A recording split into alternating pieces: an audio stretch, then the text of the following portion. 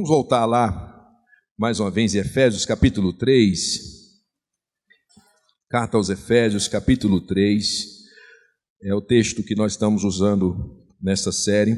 Hoje nós vamos encerrar essa série, neste domingo. Nossa série de palavras, ampliando a visão. Deus pode fazer infinitamente mais. Nós vamos encerrá-la hoje. Estabelecemos alguns pilares nessas ministrações e nós vamos ler do 14 ao 21.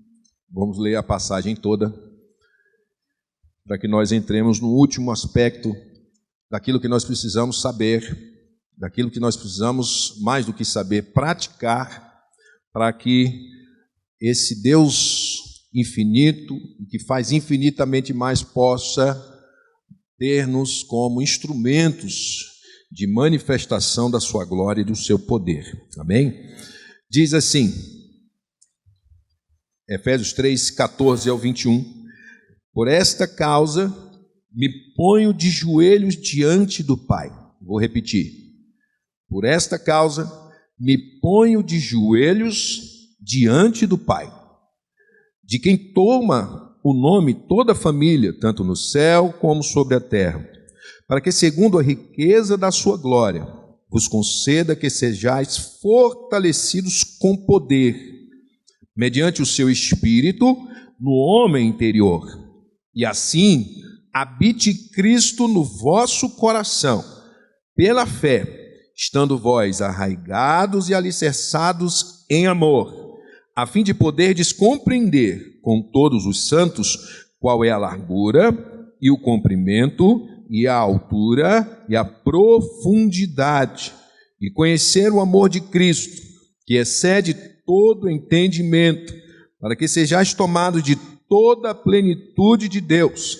Ora, aquele que é poderoso para fazer infinitamente mais do que tudo quanto pedimos ou pensamos, conforme o seu poder que opera em nós, a ele seja a glória na igreja e em Cristo Jesus, por todas as gerações, para todos sempre. Amém. Nós começamos essa série de palavras falando e entendendo e acolhendo uma verdade. Qual foi a primeira verdade? Deus é poderoso. Essa é a primeira estaca que nós precisamos fincar no nosso terreno para que nós possamos avançar no conhecimento e na fé em Deus. Deus é poderoso. E falamos aqui sobre o tal do emoji, né? Virou até um meme. Cadê o Robinho? Um emoji, né? Sei. Que muitas vezes nós somos tomados por essa dúvida, né? Tem pessoas que às vezes você fala, ela traz um problema e a gente orienta, aconselha e dá um conselho que você vê no semblante da pessoa que ela esperava mais. Você diz assim: vamos orar. Hã? Pensei que você ia resolver o meu problema. Eu vim aqui trazendo um problemão desse e você diz: ore. Vamos orar. Meu irmão, a palavra de Deus diz: se você manter-se fiel. Mas e amanhã? E o problema? E a situação? Às vezes as pessoas se decepcionam quando nós apresentamos esse Deus de poder, que pode reverter aquela situação, e elas se frustram.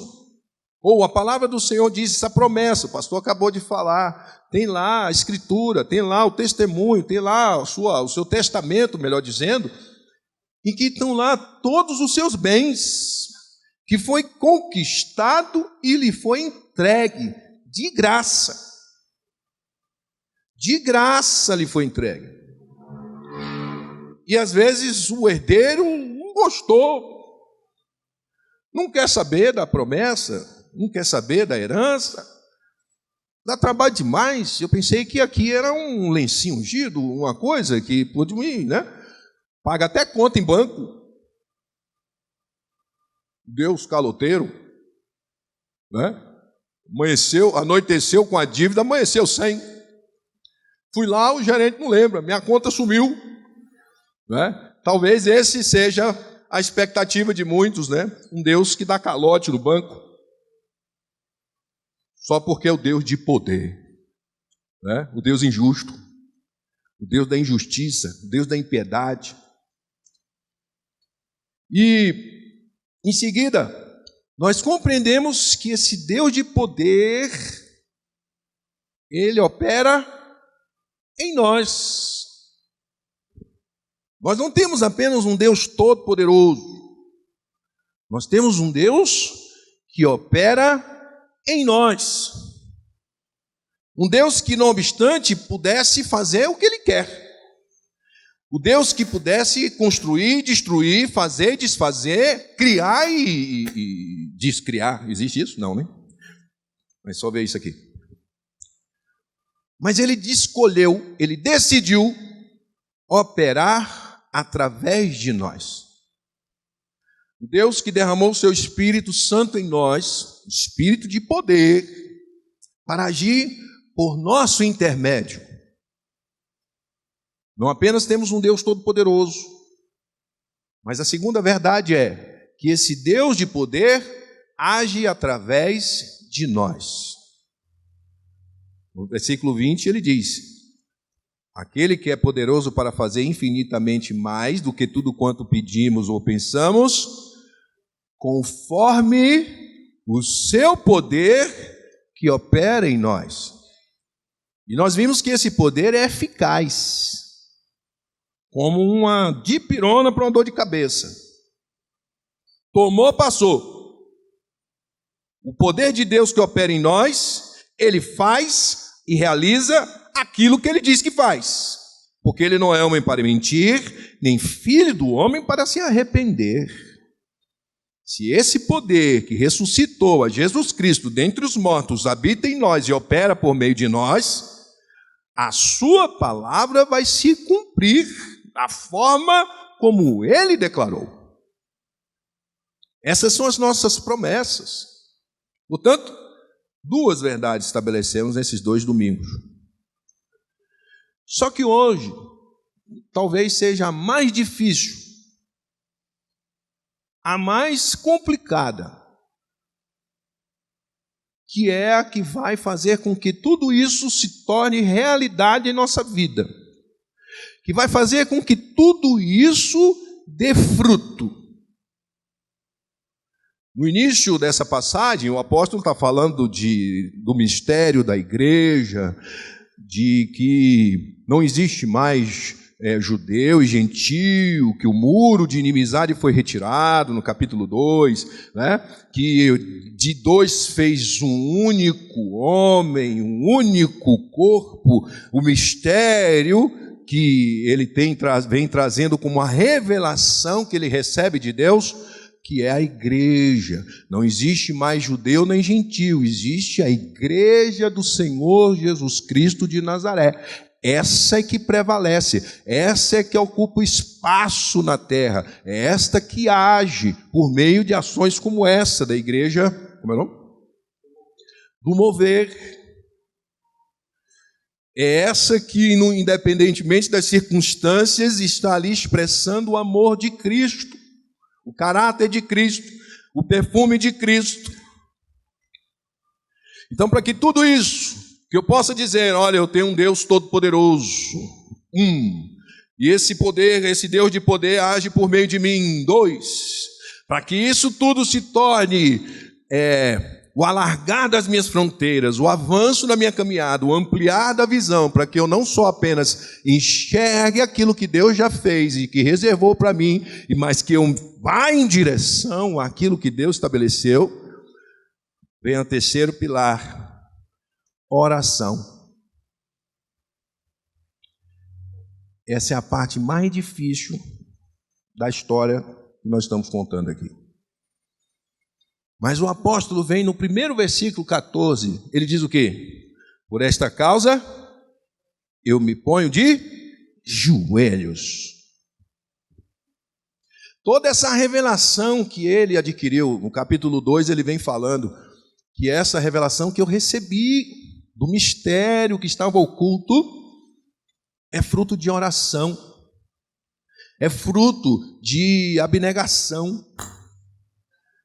E ele quer transmitir isso para toda a igreja. E por essa causa, diz ele, eu me ponho de joelhos diante do Pai. Duas coisas. Primeira, o judeu, em tese, na sua rotina de oração, ele não se ajoelha. Não é prática do judeu se ajoelhar. Apenas em situações extremamente necessárias. Quando há um encargo profundo com aquilo que ele está pedindo e está orando. O apóstolo Paulo, como judeu, ele se dobra e se ajoelha diante de Deus, para que aquela revelação fosse espraiada sobre toda a igreja. Na minha célula, essas 2 semanas atrás, eu fiz algo, ali o Gilberto, a Luciene, fizemos já na célula seguinte. Separei um pedacinho de papel para cada um. E pedi para os irmãos colocarem nessa folha de papel, nesse pedacinho de papel, uma questão só. Aquilo que assim, vida ou morte para você. O Charles está aí? O Luciano está aí, o Charles está lá embaixo. E eu fiz isso enquanto eles davam testemunho. No Falando Entre Vós, eu abro espaço e falo, conta um pouco de algo na vida de vocês que foi alvo de oração, que vocês se dedicaram. E o Charles e a Luciana contaram como o Vitor, cadê o Vitor? Como o Vitão foi concebido. Todos os diagnósticos diziam que não. Mas eles, toda madrugada, se ajoelhavam diante de Deus e pediram um filho. O Vitor é grande, forte, acho que porque assim teve que romper, né? Ele desde a concepção já veio fazendo força. E aí está aí um bichão desse tamanho, forte, igual o pai, né? Mas tiveram que se colocar de joelhos por esta causa. E eu pedi aos irmãos para cada um de nós, eu fiz.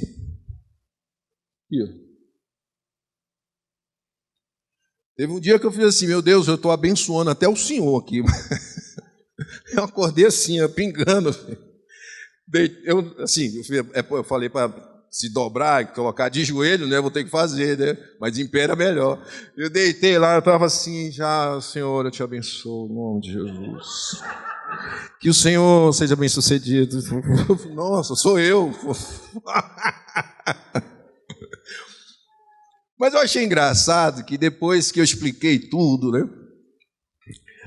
A irmã dobrou o papelzinho, bateu assim na mesa, ó, e já ia me entregando.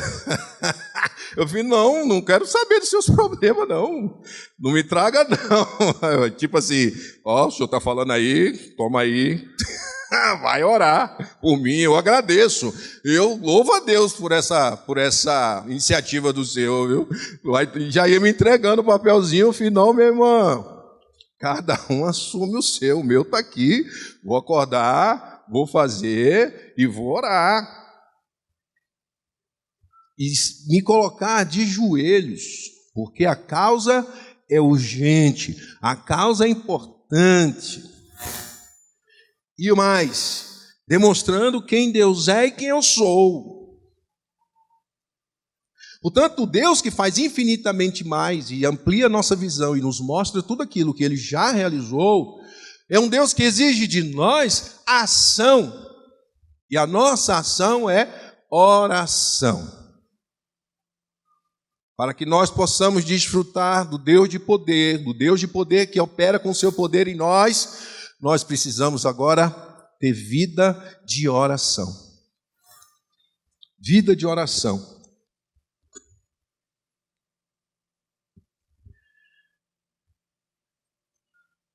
Algumas situações onde nós vemos alguém se ajoelhando na palavra de Deus. Lucas 22, 41. Vamos lá, para a gente seguindo aqui.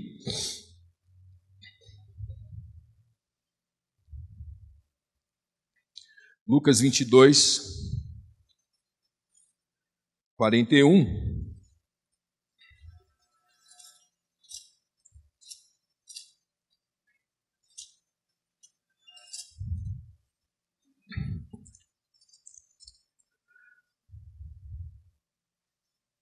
Quando fala que Jesus está lá no Getsêmani, Lucas 22, 41, diz assim: ele, por sua vez, se afastou, vamos ler do início, 39, e saindo foi, como de costume, para o Monte das Oliveiras, e os discípulos o acompanharam. Chegando ao lugar escolhido, Jesus lhes disse: orai, para que não entreis em tentação. Ele, por sua vez, se afastou cerca de um tiro de pedra e, de joelhos, orava dizendo: Pai, se queres, passa de mim este cálice, contudo, não se faça a minha vontade, sim a tua. Então lhe apareceu um anjo do céu que o confortava. E estando em agonia, orava mais intensamente, e aconteceu que o seu suor se tornou como gotas de sangue, caindo sobre a terra. Lucas 22, do 39 ao 44. Uma situação extremamente angustiante Jesus estava. Portanto, o dobrar-se diante do Pai é para aquelas questões extremamente fundamentais e importantes, momento de angústia profunda, momento de medo, momento em que aquela causa é fundamental, eu não abro mão dela. Não é o fato de me ajoelhar, não é simplesmente um ajoelhar-me, como nós falamos lá de rasgar as vestes, né? O Senhor diz: antes de rasgar as suas vestes, rasguem os seus corações. Então, o meu ato, minha posição prostrada, tem que estar ali representando o meu coração quebrantado, o meu ego ali totalmente subjugado e submisso àquele a quem eu recorro. Algumas frases que eu achei interessante buscar. Diz assim, Dwight Moody fala o seguinte, ele é do século XIX, ele diz: um santo de joelhos enxerga mais longe, nós estamos falando de ampliar a visão, enxerga mais longe do que um filósofo na ponta dos pés. Um santo de joelhos enxerga mais longe do que um filósofo na ponta dos pés. E Patrick Johnston diz o seguinte, era um missionário também do início do século passado: quando o homem trabalha, mas quando o homem ora, Deus trabalha. Verdade absoluta. No Salmo 57, o salmista diz: eu clamo ao Deus Altíssimo, o Deus que por mim tudo executa. Então, o homem que ora, Deus trabalha. Quando nós oramos, nós experimentamos algumas situações importantes e são princípios importantes. Primeira coisa, desfrutamos da presença de Deus. Da presença de Deus. Deus é onipresente e está em todo lugar, no céu, na terra e debaixo da terra. Lá Deus está.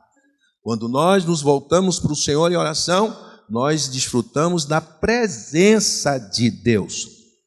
O salmista, no Salmo 139, no verso 7, ele diz: para onde me ausentarei do teu espírito? Para onde fugirei da tua face?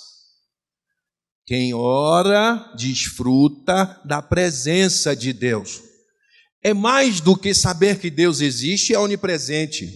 É desfrutar da presença. É mais do que na mente saber que Deus é onipresente. Ao me dobrar, ao orar, ao buscar, eu estou de fato e de coração desfrutando da presença de Deus. É mais do que uma presença pura e simples. É mais do que um saber. É desfrutar. É experimentar a presença de Deus. Êxodo 3, do 2 ao 5, diz assim, livro de Êxodo, capítulo 3, versos do 2 ao 5. Apareceu-lhe o anjo do Senhor numa chama de fogo, quando Moisés tem a visão da sarça ardente, no meio de uma sarça. Moisés olhou, e eis que a sarça ardia no fogo, e a sarça não se consumia. Deus continuou: não te chegues para cá, tira as sandálias dos pés, porque o lugar em que estás é terra santa. Eu cortei aqui para andar mais rápido, coloquei o principal desse trecho. Precisamos da presença transformadora de Deus, que nos faz cair de joelhos rendidos à sua glória. O ato de se ajoelhar, o ato de se prostrar, deve ser consequência da consciência de que o Deus Santo, elevado, poderoso, está diante de nós. Certa feita eu ministrei aqui sobre quem preside a nossa reunião. Em Atos capítulo 10, quando fala que Cornélio tem aquela visão e pede para chamar Pedro, né? O Senhor fala: chama Pedro, que está em Jope, em casa de Simão. Ele manda os mensageiros, busca Pedro. Pedro volta, ele encontra com Pedro ainda no caminho. E Pedro toma conhecimento do porquê foi chamado.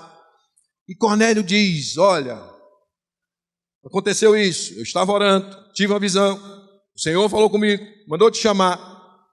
E eu de pronto mandei te chamar. E você está aqui agora. Agora, estamos todos aqui, diante de Deus, prontos para ouvirmos tudo o que te foi ordenado. Consciência da presença de Deus. Porque se Deus estivesse com o seu trono aqui visível, sua glória reluzente, seu esplendor, será que nós teríamos a mesma postura que muitas vezes temos no dia a dia, em casa, ao fazer, ao decidir, ao escolher, ao falar, ao pensar?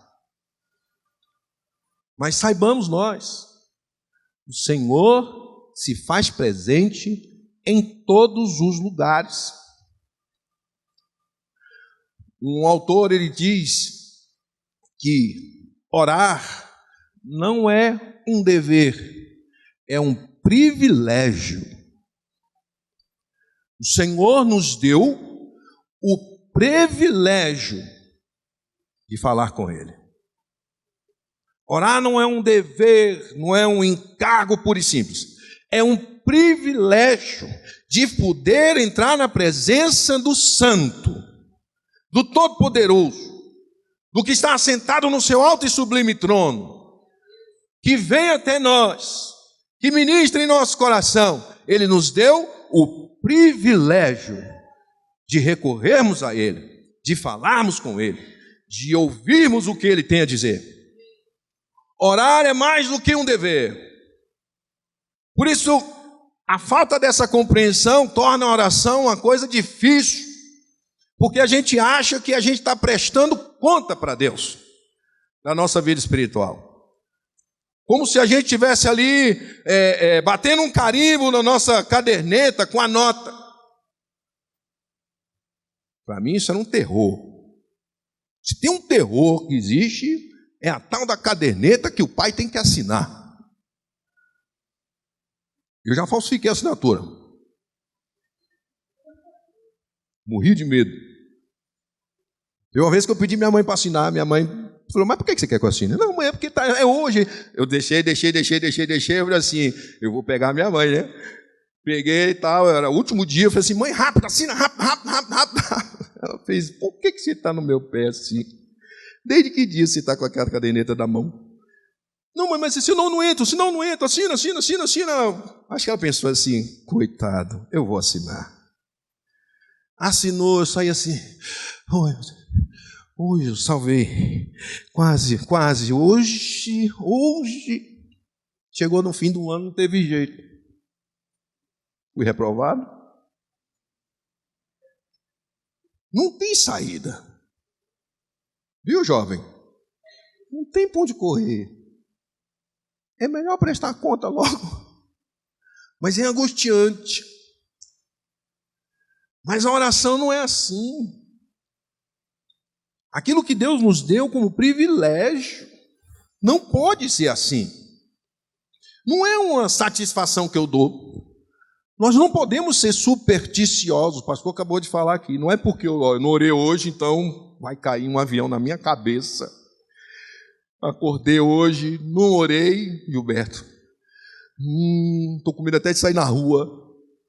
O Senhor vai mandar, sei lá, um carro vai vir, vai bater não sei aonde, eu vou pular para um lado, aí depois vem um avião, cai de lá, aí vem um trem e tal, aí quando chega ali a bicicleta me derruba, bota a cabeça, eu morro. Orar não é isso. Porque você não faz isso com seu filho? Porque acordou um pouco mal-humorado? Porque não te deu um bom dia? Você vai lá, pega o machado e... Não é assim. Porque ele diz, por esta causa, eu me ponho de joelho diante de quem? Do Pai. De quem toda a família toma o nome, no céu e na terra. Uma certa feita, uma tia minha, foi na cidade natal dela, da minha mãe, já com mais de 70 anos de idade. E aqui é assim também. Encontraram um senhor, já velho, e foram lá, e essa tia minha tinha assim um gosto na época por ele, sabe? E ele era o bonitão. Aí minha tia chegou lá, as tias, né, todo mundo sabendo, ai fulano, vamos lá. Ele com a bengalinha, um chapéuzinho na cabeça, parecendo um maracujá.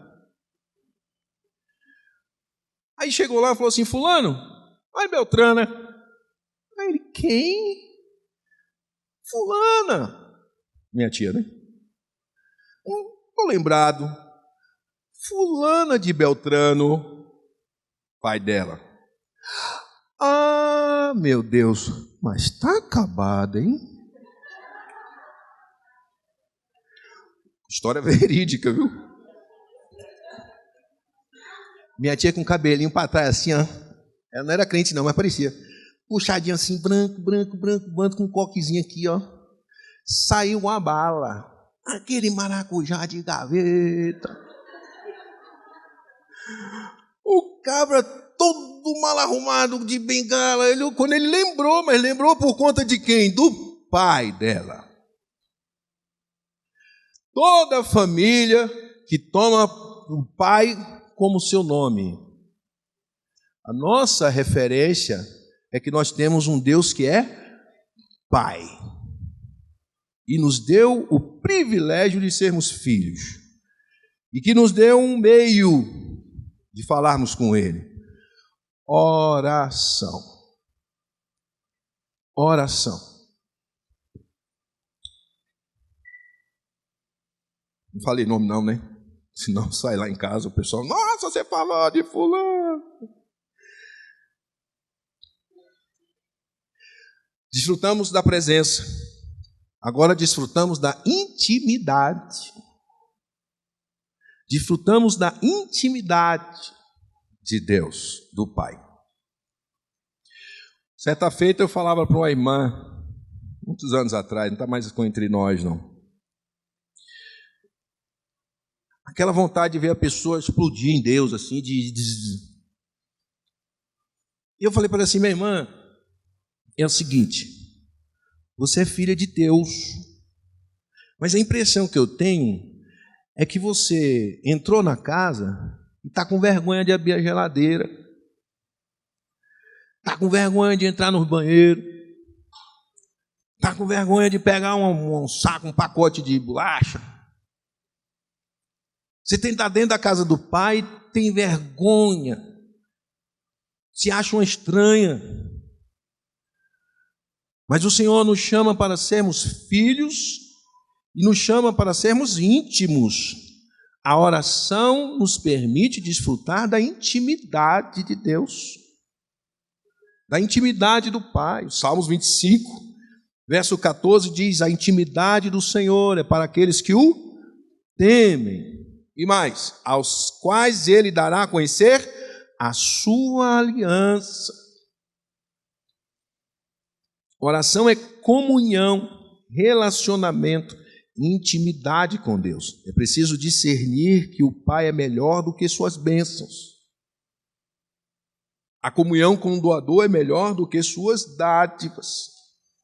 Nós precisamos buscar a Deus pelo que Ele é, não pelo que Ele pode dar. Nós temos que buscar o Senhor para conhecê-lo, conhecer a sua intimidade, mais do que Ele pode nos entregar. Mas conhecendo a intimidade, conhecendo o que Ele é generoso e dá boas coisas aos seus filhos. Porque Ele diz no Evangelho de Mateus: vós que sois maus, sabeis dar boas dádivas aos vossos filhos, quanto mais o vosso Pai que está no céu.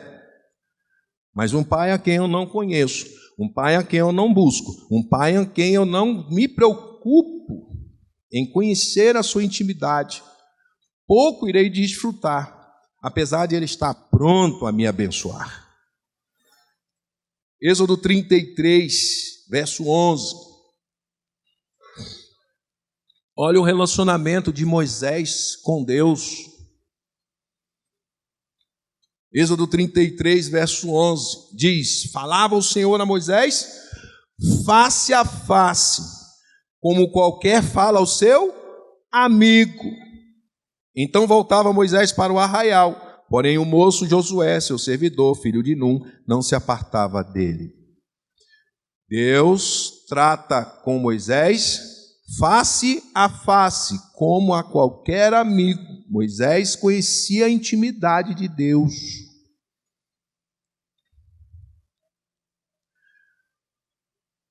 Terceiro ponto: desfrutamos das maravilhas de Deus.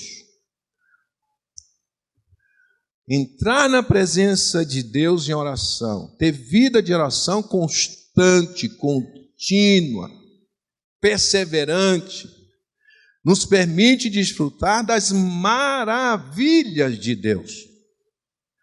É algo que nós conseguimos fazer como uma chuva se precipita sobre a terra. O ambiente se torna tão saturado de água que ela cai. A chuva nada mais é do que uma atmosfera carregada de gotículas de água ao ponto dela saturar. E a gravidade não consegue segurar. E ela então precipita, cai sobre a terra. Ao buscarmos ao Senhor em oração, nós podemos desfrutar desse ambiente saturado da presença, saturado do poder, aonde vai precipitar as suas bênçãos sobre nós. Por isso que ele, em Malaquias 3, ele fala que abrirá a janela dos céus e bênçãos sem medidas serão derramadas. Há que se saturar o ambiente da presença e nós vamos desfrutar das maravilhas de Deus que cairão como chuva sobre todos nós. Oração, não tem outro meio. Não acende vela. Não põe nada no caminho. Oração, e a oração é falar com Deus.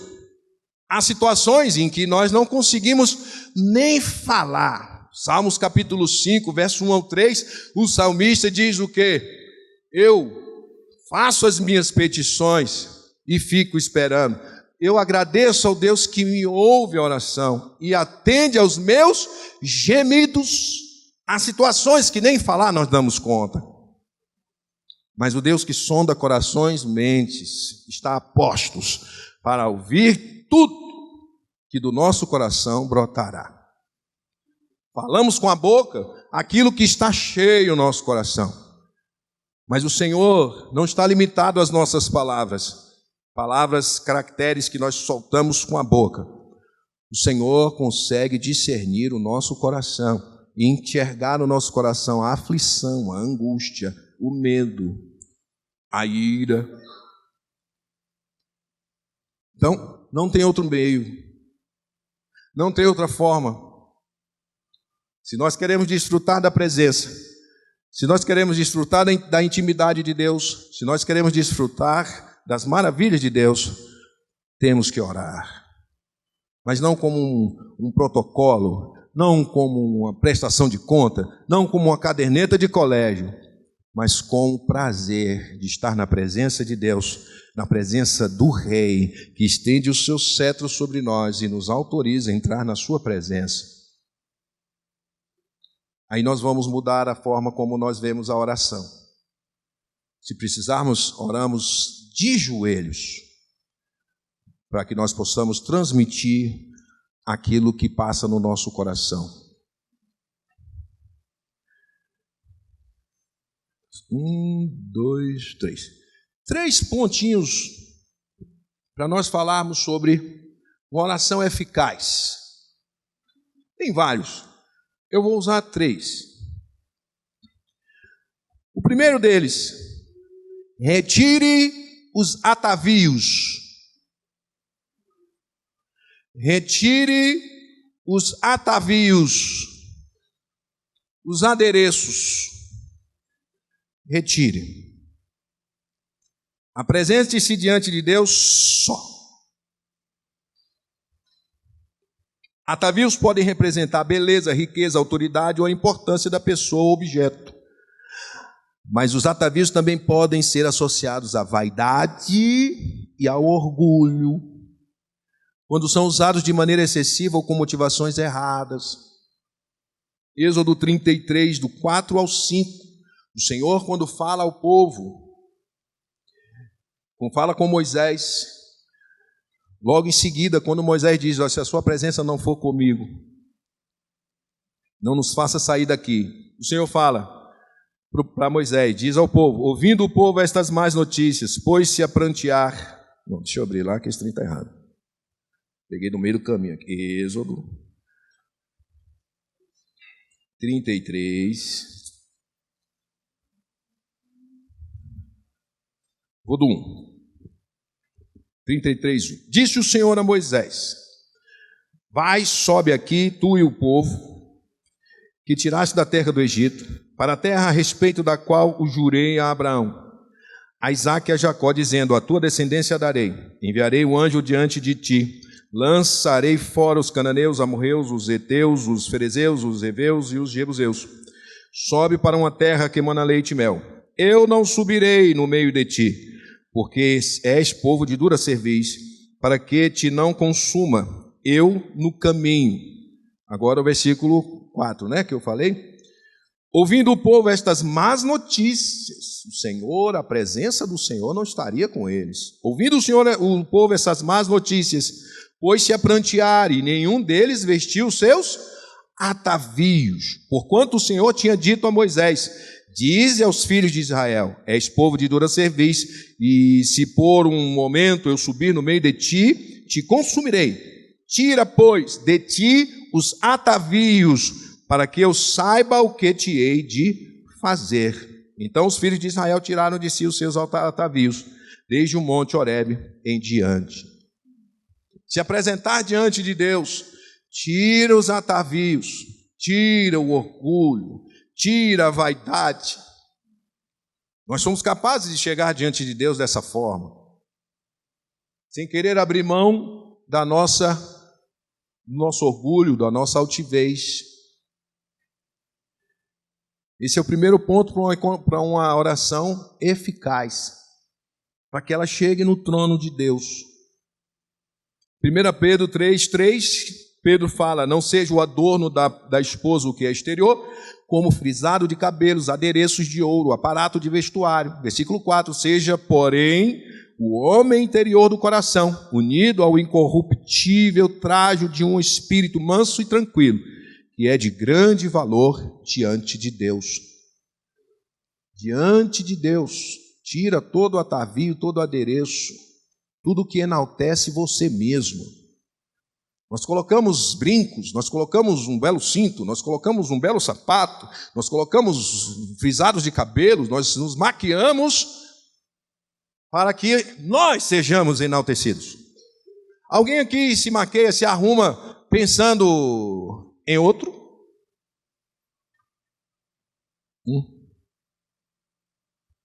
Alguém se embeleza pensando em outra pessoa? Porque se você disser que sim, a pessoa vai falar assim: tira agora.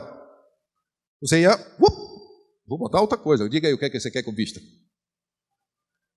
Mas se disser assim: tira agora, se é para mim, eu não quero isso aí. Né? Aí até tira, né? Mas fica emburrado, fica emburrada. Porque é para mim.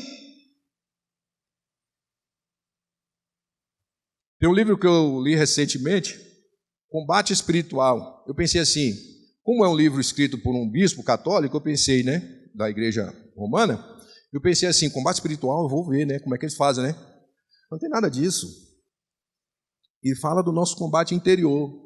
Tirando umas coisas, umas boas partes, ele diz assim: desconfie de si, é o primeiro passo. Porque o próprio Deus fala para nós: vós que sois maus. Então desconfie de si. Os atavios, os adereços, nós temos que tirar quando nós vamos falar com Deus. Orgulho, vaidade. Mateus capítulo 6, verso 6, diz assim: tu, porém, quando orares, entra no teu quarto e fechada a porta, orarás a teu pai, que está em secreto, e o teu pai que vê em secreto te recompensará. Tem um pastor da época da Segunda Guerra, um pastor, eu dou uma pausa, porque fica parecendo que eu estou falando que é um pastor alemão, é um cachorro, né? Aí eu falo, um pastor alemão. E você fala assim, é um pastor alemão? Aí o cara pensa, um cachorro? Um pastor? Aí eu dou uma pausa, depois eu falo alemão para poder ficar bem distinto. Dietrich Bonhoeffer, ele fala sobre isso aqui no livro Discipulado, que ele disseca lá o Sermão do Monte. As pessoas pensam que entrar no quarto secreto é entrar num quarto e fechar uma porta física, normal, do dia, né, da sua casa. E quem está na rua? E quem está no deserto? E quem está no campo? Como é que ele faz esse quarto secreto? Ele faz uma tenda, ele leva uma barraca. Entrar no quarto secreto, ele diz, nem eu entro lá. Nem o meu eu entra. O meu ego fica de fora. Entrar no quarto secreto é estar ciente que eu estou na presença de Deus e que nenhum atavio, nenhum adereço, nada que me represente falsamente eu posso levar para esse lugar. Porque muitas vezes nós entramos para orar e achando que estamos no quarto secreto, a gente sai de lá orgulhoso pela oração que fizemos. Eu podia escrever essa oração que eu fiz agora. Dá um livro bom. Dá um texto legal, um artigo. Eu saio de lá, puxa vida, mas quantas passagens bíblicas eu usei nessa oração minha? Que memória! Puxa vida, eu falei quase igual Davi nos Salmos. Eu estou bom, hoje Deus vai fazer alguma coisa, porque minha oração é a história do publicano. Ser propício a mim, porque sou pecador. Nós somos capazes de, sozinhos com Deus, nos orgulharmos do que falamos, do que pensamos, do que apresentamos diante de Deus. Mas ele diz, quando você for orar, entra no teu quarto, fechada a porta, orar em secreto.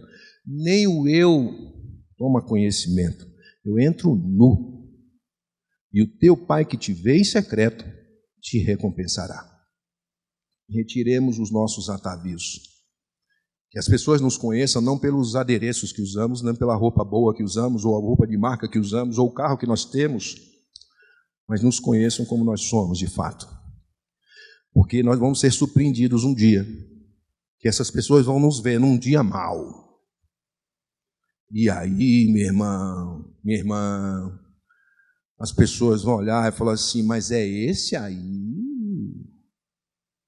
que estava no louvor, de mãos levantadas, mas esse é ele mesmo. Essa é ela mesmo, sem adereços, sem atavios, sem nada que melhore a sua imagem. Ela como ela é de fato, ele como ele é de fato. E ainda sobre isso, em Gênesis 4, do 4 ao 5, quando fala que Caim e Abel levam as suas ofertas, diz que de Abel e da sua oferta o Senhor se agradou, porém de Caim e da sua oferta o Senhor não se agradou. Deus olha primeiro o ofertante, sabia? Deus olha primeiro a pessoa, sabia? E como bom ofertante, sacerdotes diante de Deus, nós não podemos ter as mãos sujas, sabia? A nossa oferta é contaminada pelas nossas motivações. A nossa oferta é contaminada pelo nosso coração. Se ele estiver sujo, impuro, a oferta que apresentamos, ela é contaminada, sim, Senhor, porque o ofertante foi rejeitado. Porque se apresentou cheio de atavios, com o coração impuro, com a mente suja, e contaminou a sua oferta diante de Deus. Então, retiremos os atavios. Fervor. Fervor é você entrar num campo de futebol e dar todo o seu gás para ganhar o jogo. Resumindo, orar com fervor, entrar numa competição e dar o seu máximo para ganhar. Tem situações que a gente dá uma direção, o pastor dá uma direção, nós damos uma direção, vamos guerrear, manda embora, faz não sei o quê, a pessoa está, em nome de Jesus, em nome de Jesus, sai não sei o quê, sai isso, sai aquilo, não sei o quê, não sei o quê, não sei o quê, não sei o quê, não sei o quê. Fervor é entrar para ganhar, é entrar para colocar todo o seu gás, para ao final você sair extenuado, mas jogou o jogo, entregou tudo que tinha, e a vitória é certa. Isso é fervor, é o sofrimento.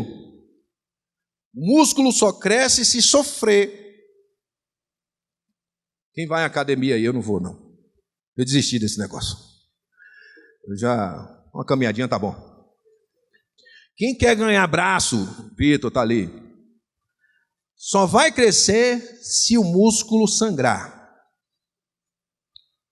Só com sofrimento. Quilinho um pezinho de 1 quilo, vai ficar a eternidade. Então, fervor é dispensar, despender esforço em torno da causa. O apóstolo Paulo se pôs de joelhos por esta causa. Perseverança. Jesus conta uma parábola em Lucas 18, a partir do versículo 1, e ele conta a parábola para ensinar os discípulos o dever de orar sempre e nunca esmorecer. E conta a história do juiz iníquo, que de tanto aquela mulher bater na porta dele, falar alto o nome dele, gritar no meio da rua, ele se constrangeu e julgou a sua causa. E o Senhor diz: não fará justiça aos seus. O Deus não fará justiça aos seus, ainda que pareça demorado. Se um juiz iníquo, que não crê em Deus, atendeu o clamor de uma viúva, tanto mais o Deus santo, poderoso e generoso irá responder cada uma das nossas petições. Então, 3 pontos para determinar uma oração eficaz: entrar nu, se esforçar, demonstrar e derramar suor sobre a causa e perseverar, nunca esmorecer. São as 3 dicas, digamos assim, para que a nossa oração seja eficaz. Agora, concluindo esse tema, fechando nossa série de palavras, ampliando a visão, Deus que faz infinitamente mais. Eu não vou aqui falar sobre as suas petições pessoais, porque Filipenses 4:6 em diante ele diz que não andeis ansiosos de coisa alguma, em tudo, porém, sejam conhecidas diante de Deus as vossas petições pela oração, pela súplica, com ações de graças. E a paz de Deus, que excede todo entendimento, guardará o seu coração e a sua mente em Cristo Jesus, nosso Senhor. Mas tudo que o apóstolo Paulo está falando ali, do capítulo 3, versículo 14 em diante, é para edificar uma igreja, é para forjar uma igreja. Todo mais, eu não compreendo que o Senhor não supra as necessidades daqueles a quem que busquem e que servem a Ele.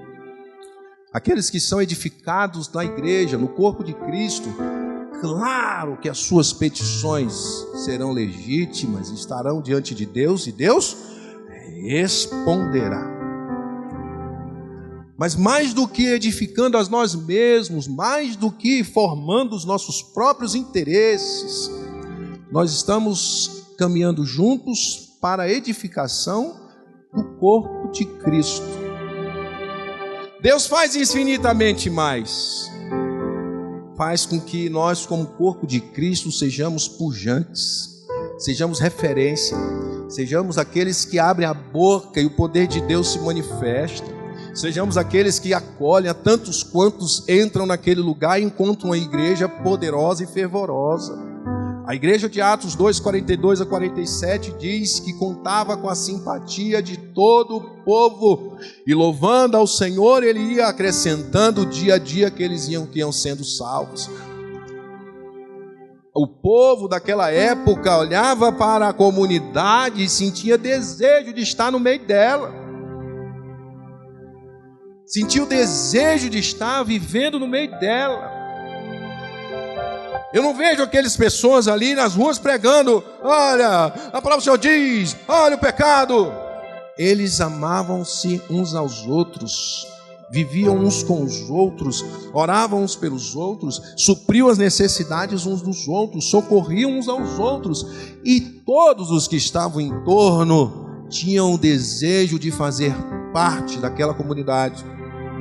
E ao chegarem lá, entregavam a senha para fazer parte. Confessa Jesus como Senhor e Salvador, e automaticamente você vai ser adicionado, acrescentado a esta obra.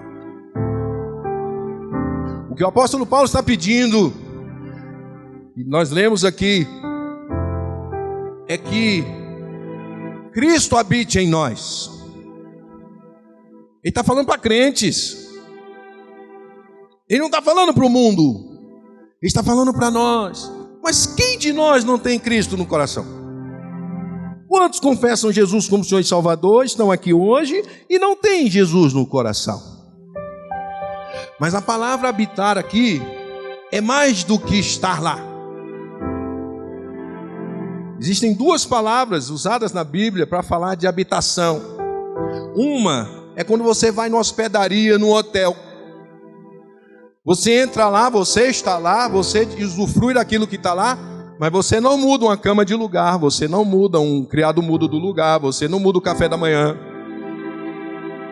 Isso é uma forma de habitar, onde eu não governo, onde eu não vivo, onde eu não convivo, onde eu não interfiro. Mas existe uma outra palavra grega que fala de habitação, que é essa que o apóstolo Paulo usa aqui, que é katoikel. É estar lá, permanecer lá e governar lá. O que o apóstolo Paulo se põe de joelhos é para que nós, como igreja, manifestemos que somos a habitação de Cristo, aonde Cristo cresce a cada dia e nós diminuímos, aonde nós manifestamos a sua glória onde quer que coloquemos os seus pés, porque assim Ele quer, que Ele habita em nós e manda e governa. E isso é um processo. Por isso no Espírito Santo nos foi dado, para que nós sejamos fortalecidos no poder, no Espírito que habita no homem interior, para que Cristo habite em nós. Só tem o Espírito quem aceita Cristo. Ele não inverteu o processo. Ele só diz que aceitou Cristo, recebe o Espírito e agora deixa Ele governar. O Deus que faz infinitamente mais é esse Deus que, apesar de nós, faz com que Cristo habite em nós, tenha lugar permanente em nós, governe cada um de nós para sermos conformes à sua imagem. Então nós vamos encerrar orando e nos colocando, não aqui, diariamente em casa, de joelhos, porque a causa é urgente. O dia está próximo e o Senhor quer encontrar um povo cheio do Espírito Santo, mas que anda no poder do Espírito Santo. Jesus foi levado ao deserto cheio do Espírito e voltou de lá no poder. Que nós sejamos edificados casa espiritual, diz o apóstolo Pedro. Que as nossas orações, ainda que oremos por tudo do nosso interesse, mas que sermos conforme a imagem de Jesus seja também nosso interesse. Que nós tenhamos tempo para buscar, para sermos feitos à sua imagem, para sermos feitos conforme a sua imagem, para que Ele habite em nós, governe, more, permaneça, e nós venhamos a dar frutos, e frutos em abundância. Por isso nós vamos orar agora por isso. Nós vamos ter 1 minuto para isso. Mas você vai levar isso para casa como esse papelzinho que eu fiz na minha célula. Vai se dobrar diante dele e vai pedir: eu prefiro ser conforme Jesus do que ganhar as coisas que uma oração pode dar. Eu prefiro ser como Jesus, e todas as outras coisas nos serão acrescentadas, diz a palavra de Deus. Quantos querem que esse Deus, que esse Espírito de poder nos fortaleça e faça Cristo habitar permanentemente e governar as nossas vidas? Vamos ficar de pé e vamos orar.